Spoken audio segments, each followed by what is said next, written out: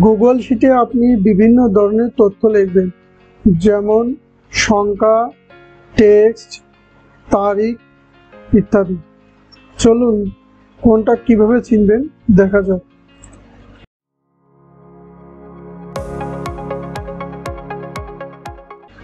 প্রথমে আমরা একটা গুগল শিট ওপেন করে নিই।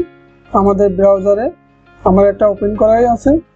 এখানে আমি একটা প্রথমে জিনিস লিখি, সেটা হচ্ছে ধরুন আমার বাংলা লেখা দেওয়া আছে। এখানে প্রথম আমি লিখব অ্যাপেল, লিখলাম।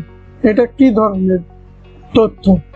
এটা হচ্ছে টেক্সট, এটা একটা টেক্সট তথ্য।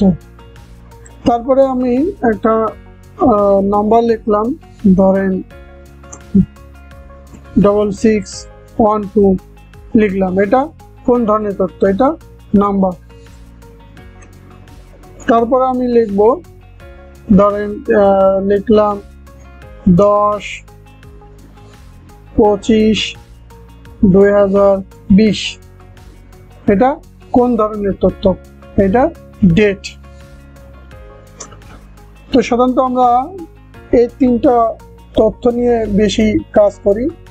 তো এটা বোঝার জন্য আমাদের অ্যালাইনটা ঠিক আছে। এখন অ্যাপেল লেখা টেক্সট যেটা আছে এটা আমরা বাম পাশে রাখবো, আর নাম্বারগুলো আমরা ডান পাশে রাখবো।